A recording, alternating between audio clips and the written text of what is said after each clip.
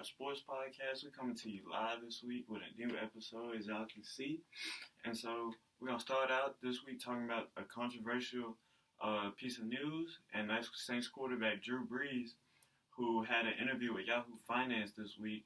And when asked about his stance on standing for or versus kneeling for the flag, Brees responded, "I will never agree with anybody disrespecting the flag of the United States of America."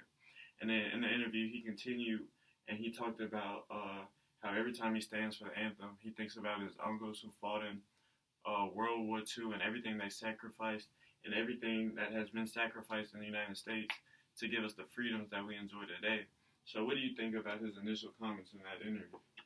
Just for him to be able to look dead into that camera and say what he had to say with no remorse. And it's just, any resistance at all is just like, what's the point of resistance? Are you against them shooting black people? Yes or no? Are you against the cops doing anything to anybody? Yes or no? It was an easy, simple thing to say. And it just felt so negative, bro. Yeah. And then he wants to get on camera and apologize after he looked. Yeah. Like, bro, his face was just like, it looked like he was in accused or something. And so it's just like, you gonna apologize? That's so fake, bro. Like, you said what you had to say. Don't apologize because you scared of everybody else giving you backlash. So what you think? So, like, when I first saw the interview, when the interviewer asked him a question about his stance, I was like, this is the perfect opportunity for Drew Brees to just come out and be a leader and, address the fact that standing or kneeling for the anthem isn't the real problem. The real problem we're facing is systemic oppression of colored people in America. And so I just saw it as an opportunity for Brees to stand up and be a real leader, not only for his team, but for the community and the U.S. as a whole, and, take a stand against, the oppression going on. But instead, he decided to focus on the flag, which isn't even a real issue, if you ask me. So, what I do respect is, I respect people coming after Drew Brees and trying to educate him that, the flag isn't the issue. This is what we're facing, as Americans. Like, guys like LeBron, Steven Jackson, who's been instrumental in the George Floyd case, Ed Reed, Aaron Rodgers, and even some of Brees' teammates like Malcolm Jenkins, Cam Jordan, and Michael Thomas all had something to say to Brees in order to let him know that, like, his comments are not cool. And even the New Orleans community came after Drew Brees, and how much they love Drew Brees. Yeah. While they were protesting later that day, they led a chant of F Drew Brees, like, just to let them know, like, hey, get the message, my guy. And so, to your point about the apology, Brees issued his first apology the day after. He made a little post with two interracial hands, like, shaking, and he wrote out a long message, just letting everybody know that he was sorry to, his teammates, the city of New Orleans, and the black community, and anybody else he hurt with his statement.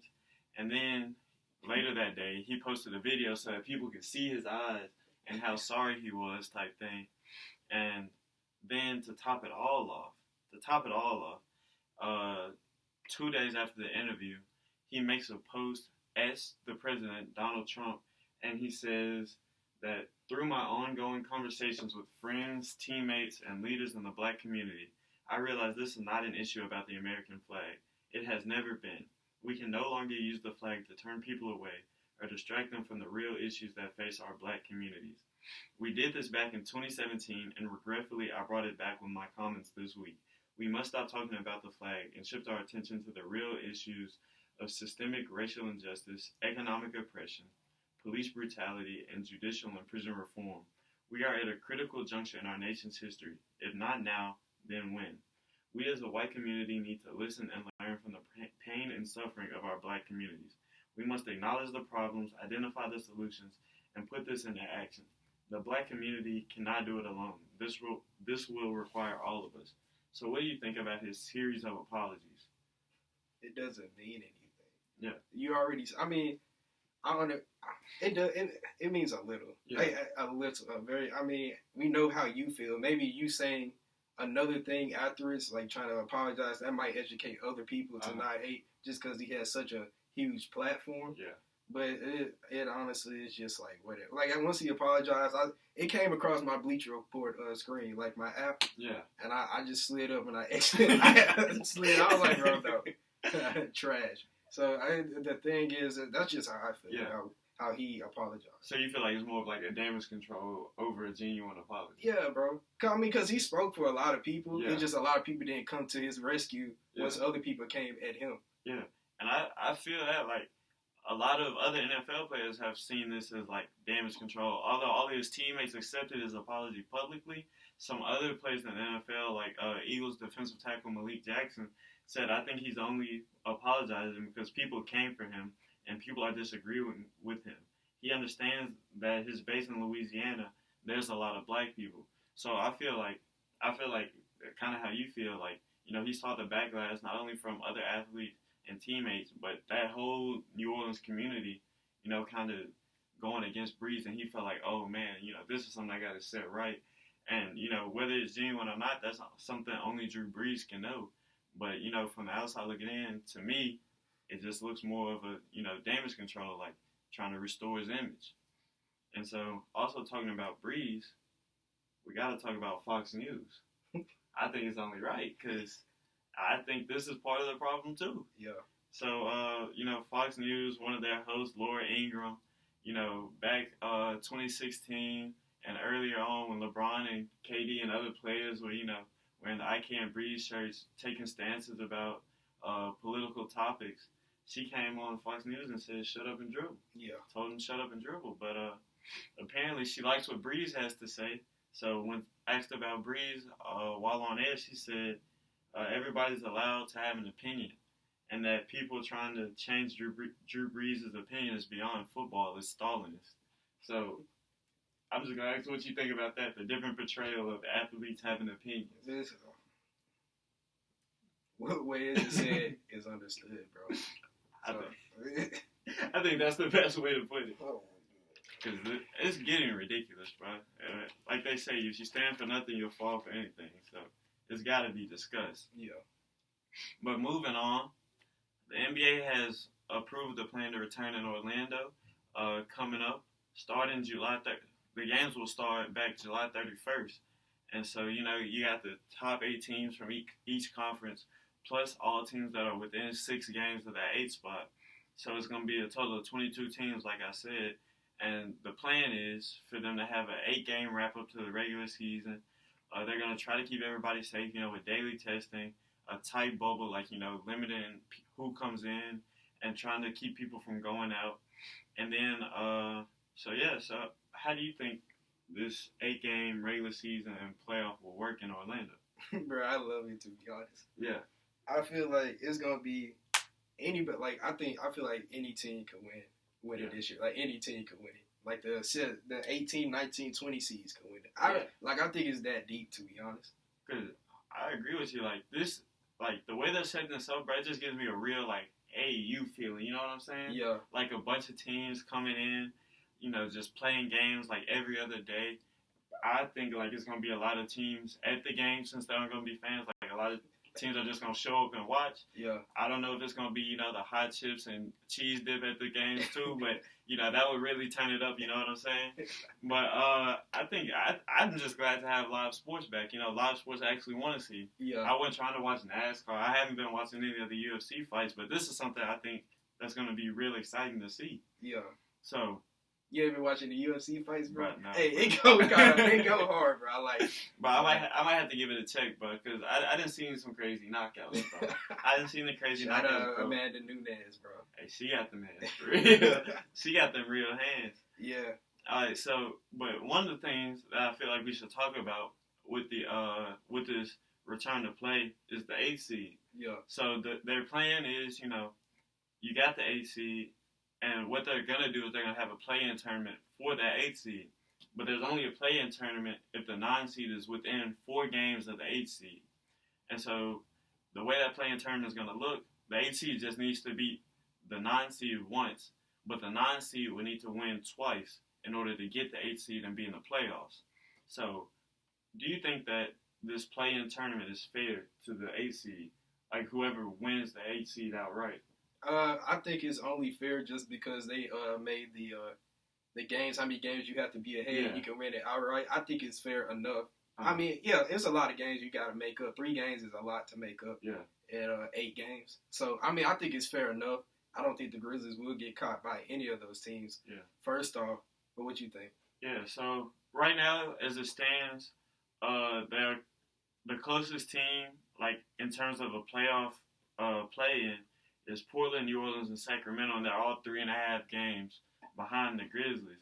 So if any one of those teams, if they stay even or even close the gap a little bit, I think that this play-in tournament is just fair. I think it's fair because you have to win one less game, and there's no home court advantage or anything, but just having to win just one game as opposed to two, I think that gives you enough of an advantage to, straight up secure the 8 seed. Because if you can't win 1 out of 3 games, you don't deserve to be in the playoffs. Which is, I think that's the easiest way to put it. And so, all right. So let me ask you this: oh yeah, if they get like 6 games in, and LeBron gets corona, do you stop the whole playoffs, or do you just treat it like an injury, bro? And LeBron got to sit out 2 weeks with coronavirus. To be honest, bro, I treat it like an injury. Oh, nobody told you to leave the bubble, bro.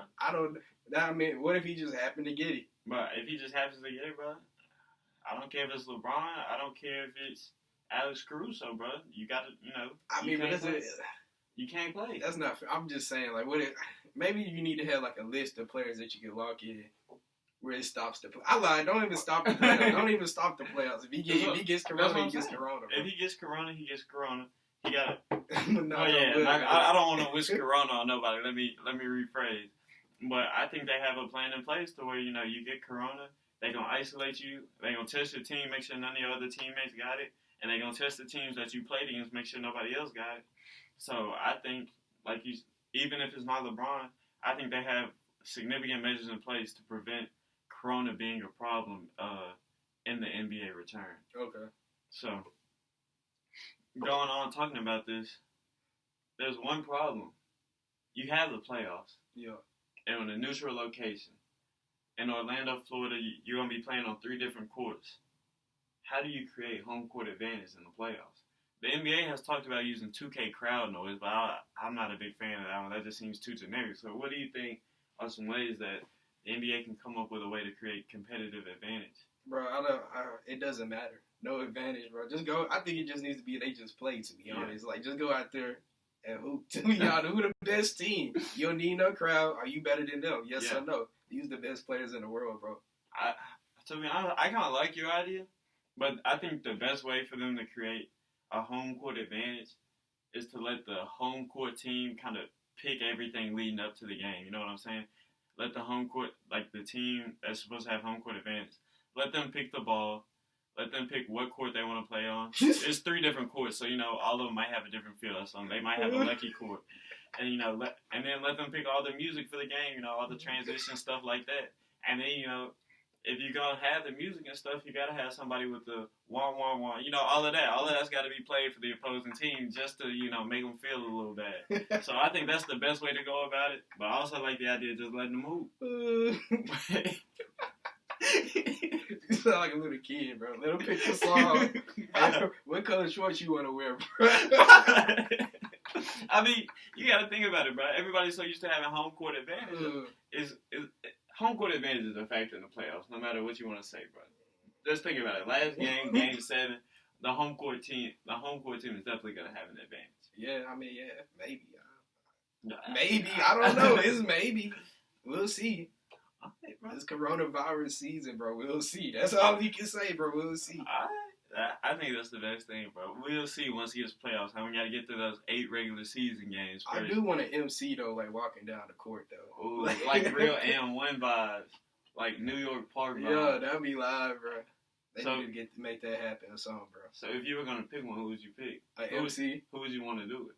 You. I'm just I don't know, bro. It could be anybody. You get somebody off the street just to call the game, to be honest.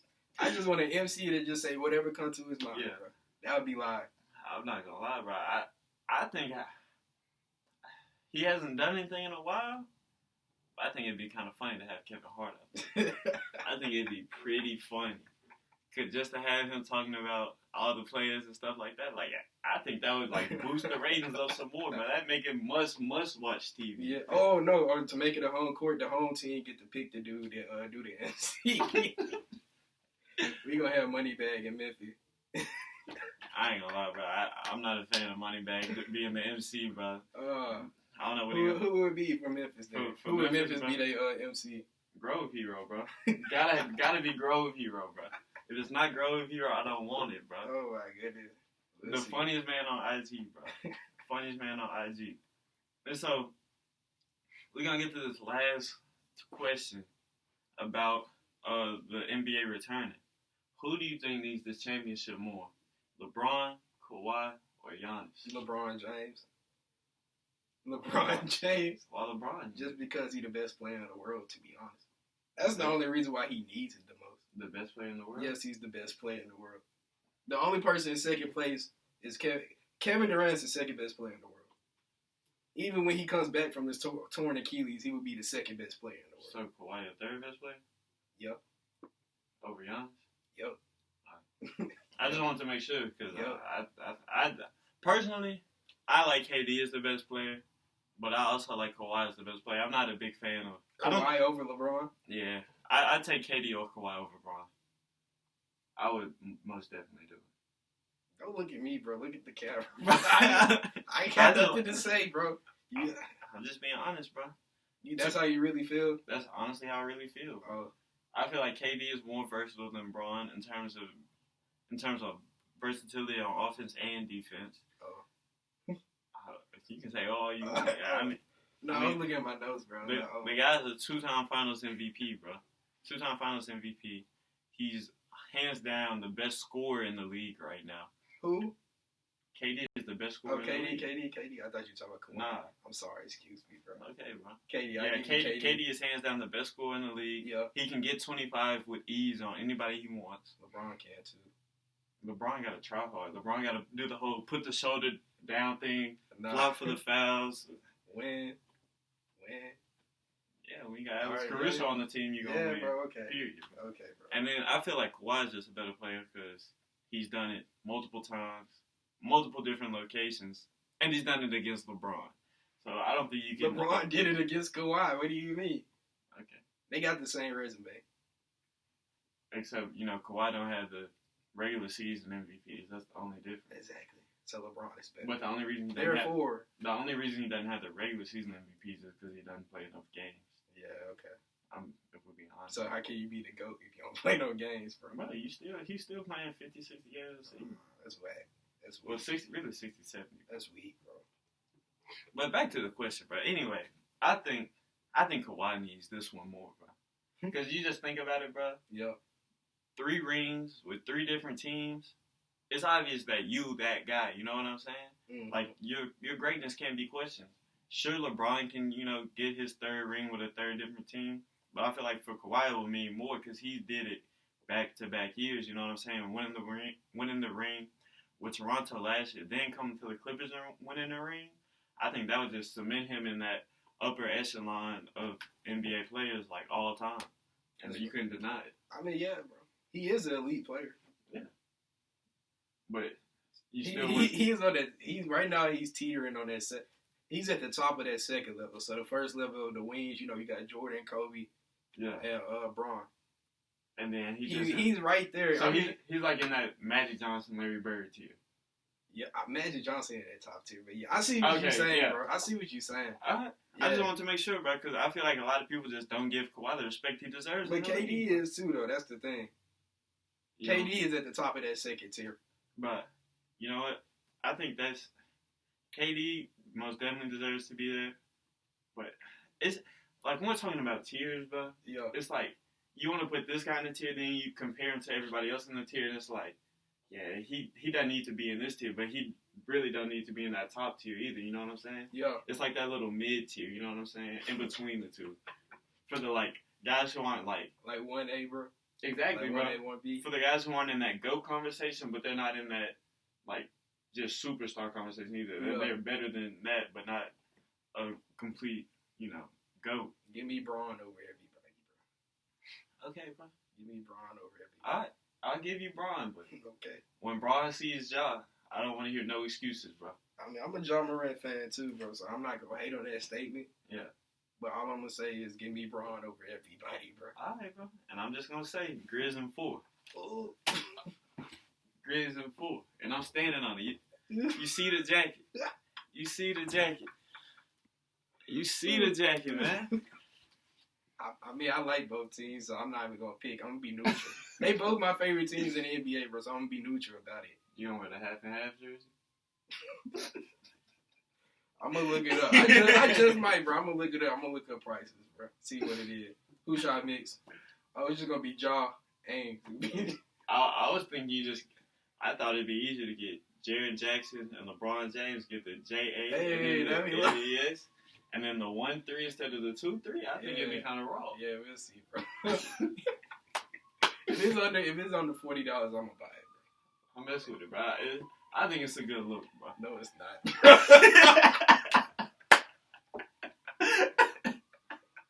Alright, bro.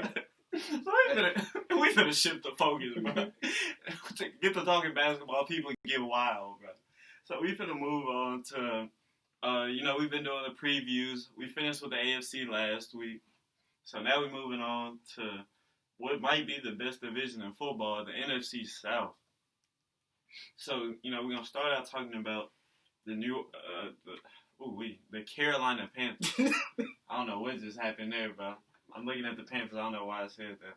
But anyway, talking about the Panthers, Yeah. They have a new head coach first year, Matt Rule, signed from Baylor. They went 5-11 last season, and honestly, they have a lot of offensive talent in Carolina. And last year, McCaffrey put up MVP numbers, had over 1,000 rushing yards, had over 1,000 receiving yards. But there were some obvious deficiencies, which led to them going to 5-11. They only got 2 games out of Cam Newton, and they led the NFL in sacks allowed, and they were last in the NFL in rush defense, giving up 31 touchdowns on the ground. But coming into this year, there's some new hope. Like I said, they've got a lot of offensive pieces with McCaffrey, DJ Moore, Curtis Samuel, and I think that's like a solid core, especially a receiving core for a new quarterback, Teddy Bridgewater. And they revamped their O-line, bringing in Russell Okung, John Miller, and Michael Schofield. So, what do you think? What's your opinion on the Panthers coming into this year?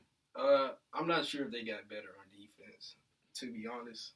I mean, I think it's hard to get better when you lose Luke Kuechly, who's just that man, you know what I'm saying? Yeah, and it just, the offense is about the same. They improved a little bit more on offense. Yeah. But the schedule remains hard. I'm gonna say 4-12 for them, honestly. Yeah.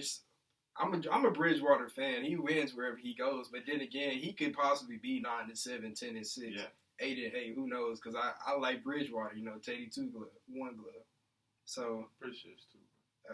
No glove. I've never seen his hands, bro. Yeah, He always bro. got the gloves on. That man got ugly hands. But I'm gonna say 4-12. I just their schedule, but then again, they could be 8-8, 9-7. We'll see. By just looking at the schedule at first glance, we gotta see how their defense plays. I'm gonna say 4-12. So I'm kind of with you on that. Like I got them going. I have them doing a little bit better. I got them going 7-9, and I think a lot of their success, like you said, is gonna hinge on that defense. Because you lose guys like Luke Kuechly, starting safety Eric Reed, and you lose a lot of beef up front with Don Poe and Gerald McCoy leaving.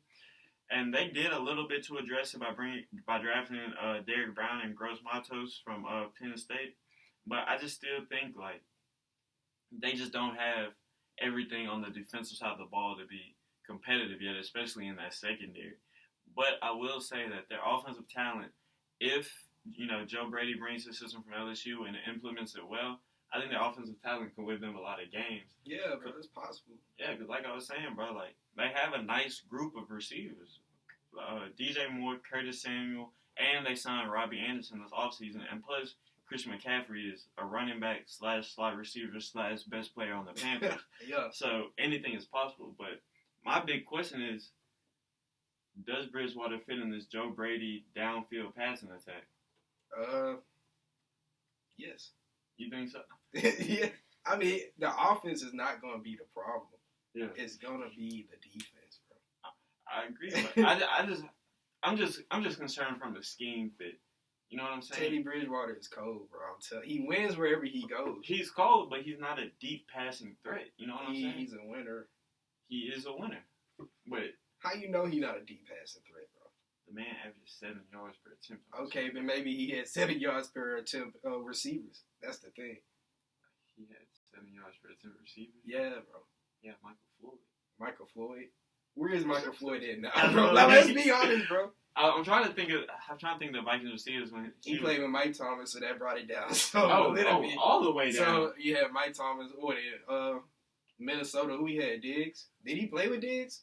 I want to say he was before Diggs. I can't remember. I think he might have like rookie Diggs. Exactly, bro. So he was just dinking and dunking his way to wins. Tom Brady does it, so why can't Teddy Bridgewater? Well, I mean, like, I have no, like, I'm a Teddy Bridgewater fan too, bro. Yeah. I love Teddy Bridgewater, especially when he took the Vikings to the playoffs and who was the kicker name? The kicker missed the field. I was so upset. I was like, that's tough, bro. Yeah. You know, that would have been his big break.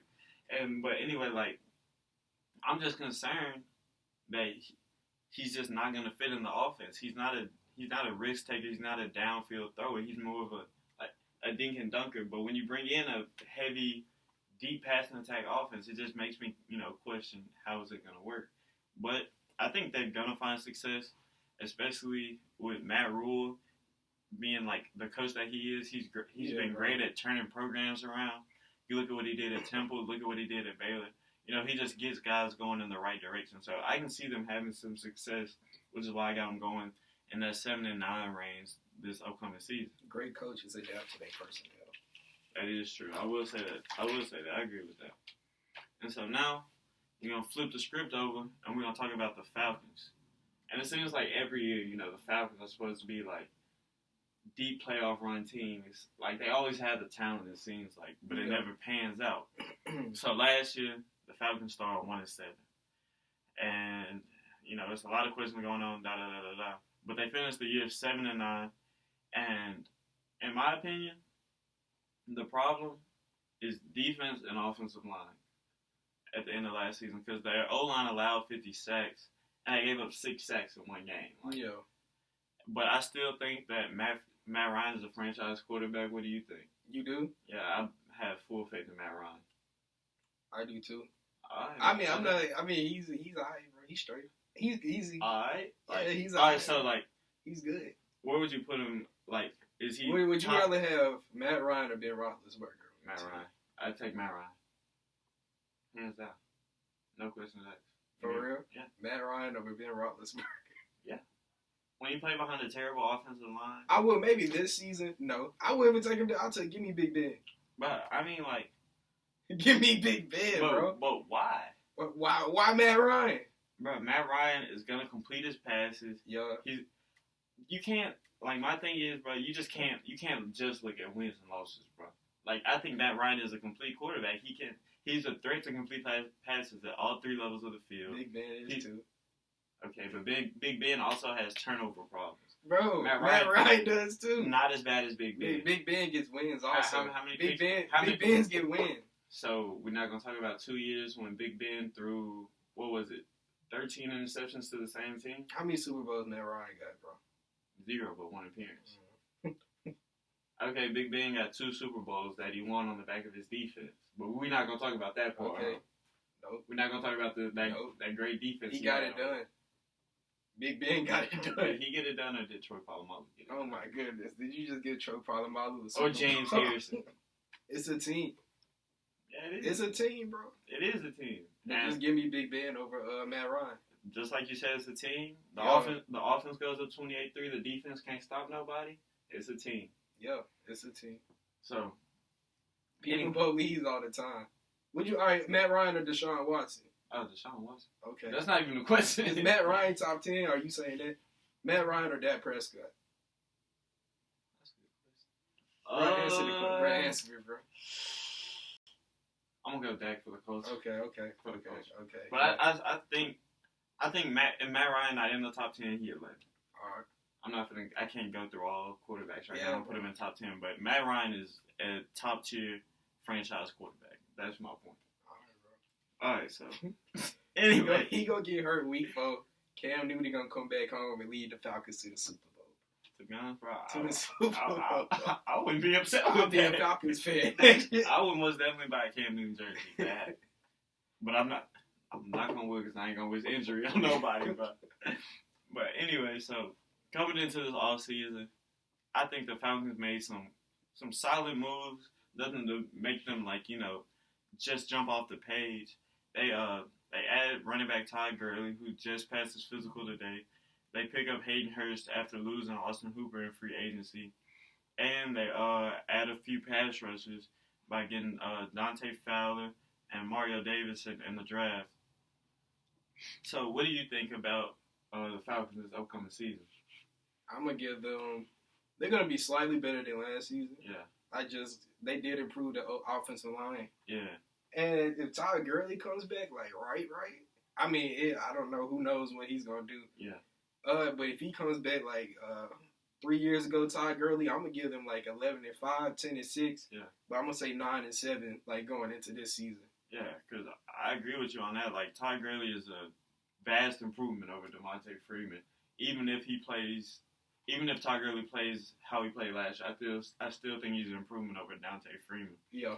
But my only concern with the Falcons is just pass defense and pass rushers. Yeah. That's where they're lacking severely. And they needed to do something to boost it. They did a little something. Like I said, they brought in Dante Fowler and they signed A.J. Terrell.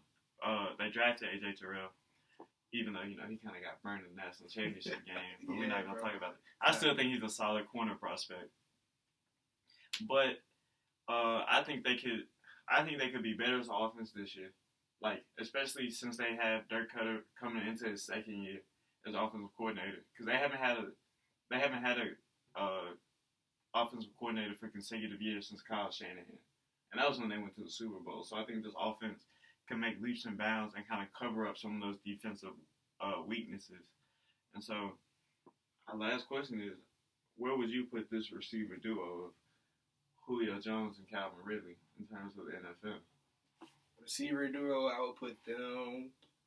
They'll be top 5, definitely. Yeah, hands out. Top 3. I mean, off the top of my head, who's better? I don't know. I like the Arizona duo with Hopkins and Larry Fitz. That's kind of nice. Yeah. I would say 1 right there. I got to see how CeeDee Lamb come. I mean, CeeDee Lamb nice. Him and Coop could be nice together. And that's what I was going to say. To be honest, Coop and Gallup really nice. Yeah, they both had a rack this year. Yeah, so I give them that 3rd spot. Top 3. They might be 2, 3, 4 in that range somewhere. Yeah, top 5, definitely. Yeah, that's what I was going to say. Top 5 because I think Mike Evans and Godwin need their respect. Ooh. As a top, in that top 3. Yeah.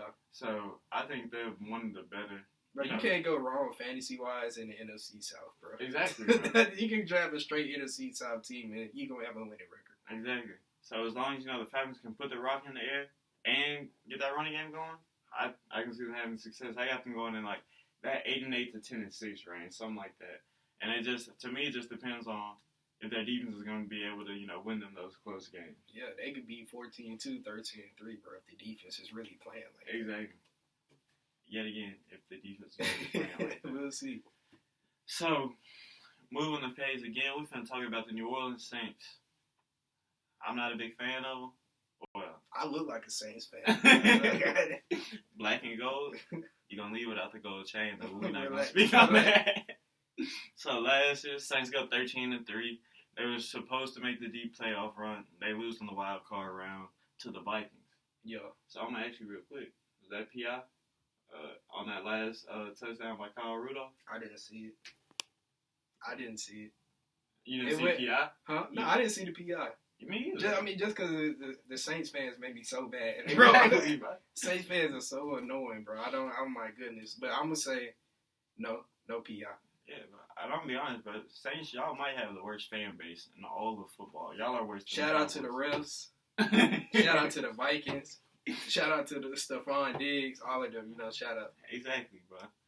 Folks was hating on Kirk Cousins saying he couldn't win the big games. He go in the Superdome and win a big game. I love to see it. Just like you, I didn't see PI on that either. It's just, to me, it's basketball rules in overtime. You know what I'm saying? You got to let the players play. Yeah. So, no, I'm not calling PI. Make a play, bro. Exactly, bro. Just make a play.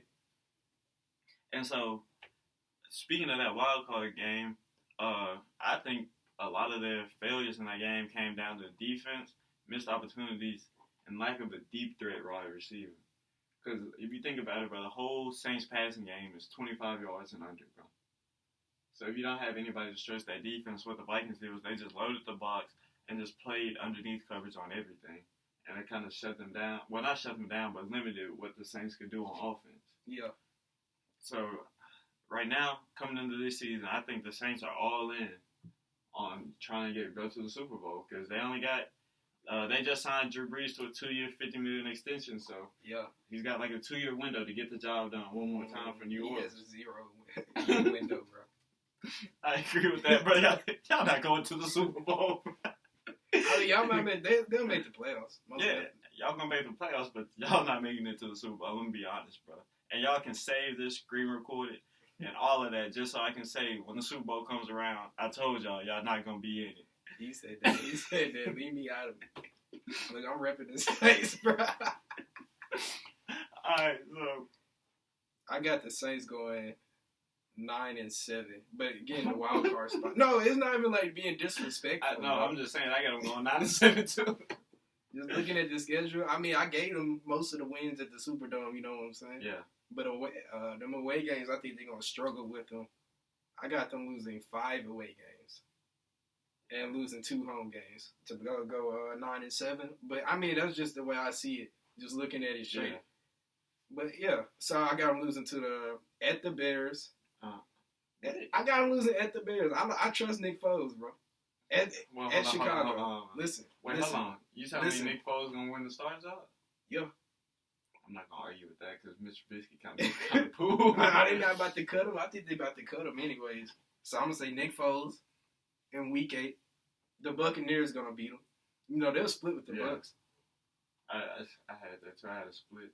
At the Broncos, bro, it's hard to win at Denver. Like the scores be like 16-13 in Denver for some reason. I don't know why. It's just so cold. You can't breathe up there in Denver. They're gonna be eating gumbo all season, bro. So that's a L. At the Lions, that's another. I got them losing at the Lions, bro. I like the Lions. They got a nice duo receiver. They might be in the top 5. Galloway and Jones. Ooh, I like them. That is a very cold receiver core. And you got to think about Matt Stafford coming back. And they got a Kuda on the defense that locked down. Hey. Free Hefe. Free Hefe, bro. But anyway, yeah, I got them losing 5 away games. It's like no disrespect. This is just how I see the schedule. Yeah. And I got them losing, 3 away games? And it's no disrespect, but I got them losing at the Bucs, at the Eagles, and at the Panthers in Week 17. So. At the Panthers? Ooh. Yeah. I'm not gonna lose to the Panthers. I just think Teddy B gonna be like, "This is my revenge game. Y'all didn't want to make me a starter, so I'm gonna come out and turn y'all up." You know, we'll see. We'll see. It's possible. But anyway, I think the Saints made some good moves this offseason though, in order to reload for a Super Bowl run. You know what I'm saying? Yeah. They bring in Emmanuel Sanders so they can have a true number 2 receiver next to Michael Thomas. So, do I think Michael Thomas is going to break the record for receptions again? No. Do I think he's going to lead the league in receiving yards again? No. That's you, bro. I mean, I don't know. Honest, he might. So, you don't think it's a chance? I think it's no chance. Bro, Emmanuel Sanders is that guy, bro. Even though I want to say he's 34 now. Yeah. You saw the impact he had on the 49ers when he got there, bro. Yeah, bro. He's an impact player, and when you got an impact player like that, you got to give him the ball. Yeah, bro. And so, I also think another impact player we got to talk about in New Orleans, that man, the one and only, the crab leg thief, Jameis Winston. Do you see any situation in which he plays this season? If he plays, he's going to win every game he plays. If he plays. He don't got to steal any more crab legs, bro. He down there in New Orleans, bro. He happy. He living life. He finally got contacts, so he can see everywhere on the field. Exactly. He'll win every game in New Orleans. I really believe. I mean, but I think Drew Brees gonna be winning games too, bro. It's just like if Jameis gets in, I think that's the perfect fit for him. Yeah. To be honest. And that's what I was gonna say. Like Jameis is the guy I'm rooting for. Like I don't think he really got a fair shot in Tampa Bay. You know what I'm saying? Like, I feel like they let him play, but he never really got a fair shot to, like, just be that guy. You know what I'm saying? You think so? Yeah. I think they let him be him. You throw 30 touchdowns, 30 picks, sure. But yeah, you doing you, bro. If you throw 30 touchdowns, 30 picks, they letting you do whatever you want to, bro. But because they just let him do that because they knew at the end of the season we finna get rid of him anyway. So you know what I'm saying? Get him some film in, bro. Yeah, That's exactly, what bro. saying. So I think he's a guy that has like a lot of potential, bro. Like especially like he's lost 10 pounds this off season. He got the LASIK eye surgery. I agree. So I think he could be a weapon in the New Orleans offense if he gets a chance to play. Because like one thing I stumbled across was Drew Brees only threw 6 passes of 31 plus yards this season. Ooh. And you got a guy like Jameis on the bench who's gonna let it ride regardless. I think there could be a couple situations where he sees some time. I mean, bro, you said it yourself that they don't have any deep. Well, they got Emmanuel Sanders. That's what I'm saying. They'll start feeding Emmanuel. They also, who's that punt returner they got? Tommy Lee Harris? Yeah, they got him, and then nice. Tre'Quan Smith. Yeah, bro. I mean, the Saints they have potential. They could end up being 13-3, 12-4, bro. I just got them going 9-7 on my schedule. Me too, bro. And I guess my last point, they get Malcolm Jenkins back. You know, he's like a real locker room guy, a real leader on the defensive side of the ball. And I think that's going to be a big thing for them going forward this season. So, last team in the NFC South, the Tampa Bay, let me rephrase, the Tampa Bay Buccaneers. Because if you haven't heard, Tom Brady and Rob Gronkowski are in Tampa Bay. So last year, they go 6-10. Like we talked about, Jameis goes 30 for 30. They need to give him a 30 for 30 on that season because that would be kind of hard. And also last year, Shaq Barrett explodes. 19.5 sacks, NFL leading. Only thing with Shaq Barrett, he had 9 sacks the first month. Then he had 2.5 sacks over 6 games. So, you know, there's questions on if he can, you know, if he's consistent with that kind of production. And then I like to throw in, you know, they have the best run defense in the league with Sue, Vita Vea, and Devin White in that front 7. However, they gave up 270 yards per game through the air, which was 3rd worst in the NFL. So how do you see Tampa Bay turning out this year? A lot of their games were flip-flop games. Yeah. So, like, you know, they win by a touchdown, lose by a touchdown. Yeah. They could have won it at the last minute. Tom Brady knows how to win. I mean, he's going to basically, that whole offense is going to be different. Yeah. But it's still going to be efficient, where he dropping 20 points, 30 points every week, sometimes 40. 20, 30 every week. That's an explosive offense. I'm going to let you have it. I mean, bro, 20 points, 30, some offenses don't be scoring in like that consistently. They be having 7 points, 10 points, 13. Yeah. They be losing. So, I mean, I'm going to say Tom Brady, efficient offense. I'm going to give the Buccaneers 10-6. 10-6. I got them going around that 10-6 range, too. The one thing with the Bucs, they need a running game, bro. They only rushed for over 100 yards in 8 games last season, bro. And although it's not terrible because they play in the NFC South, which is a pass-heavy division, I still think they need to establish that run game in order for Brady to be successful. Because you think about his last season in New England, it was more James White, Rex Burkhead, Sony Michel, and Tom Brady instead of Tom Brady leading the offense. You know what I'm saying? Yeah. And so, but they do have a lot of talent on the offensive side, receiver-wise, when it comes down to, as we talked about, Mike Evans, Chris Godwin, Gronkowski, and O.J. Howard. So they have, you know, they have the weapons to put up points. But my question is, like, is Tom Brady going to be able to do it? Because, you know, last season people were questioning, is Brady getting worse, or is the talent around him just not up to par? So what do you think? I mean, bro, you're going to need talent. The league got more talented, so it really wasn't his fault on anything. I don't think he's getting more talented. He's reached his peak. If anything, he's declining a little bit, but he still has his skill set. You know what I'm saying? Yeah. So, like, even in Jordan won in 98, like, his talent declined a little bit, but that skill set was so sharp, so pure, he was winning. Tom Brady has that same killer instinct. So, can he do it? Yeah. Will he do it? Probably so. I think he has the mental fortitude to do it in terms of, you know, reading defenses, picking the right guy to throw the ball to. I just don't know if he's going to be able to get it there. You know what I'm saying? Nah, he is, bro. As long as the O line protects them, which they are. Yeah. You know, they shored up that O line. They gonna get their wins.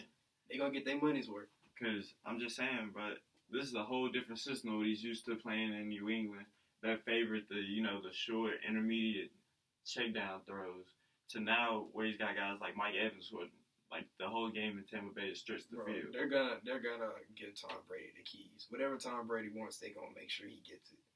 You're right, bro. Jameis Winston is not a bad. This is just like the situation that happened in Denver, bro. When Tebow got they kicked Tebow off the team, got paid in Manning. Yeah, bro. So it's just like, you get a better player, bro. It's just whatever.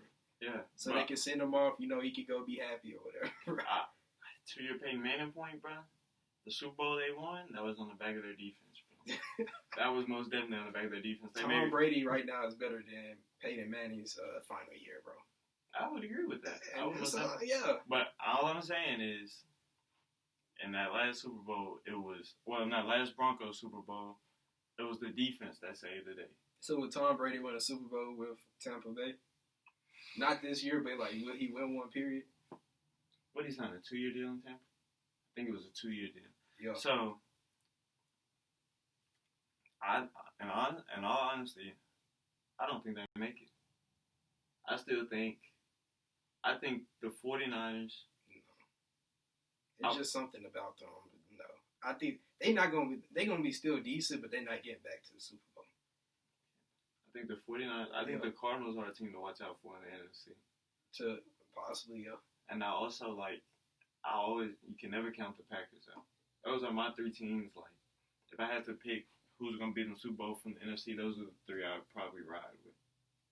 I just don't see that Buccaneers defense being good enough.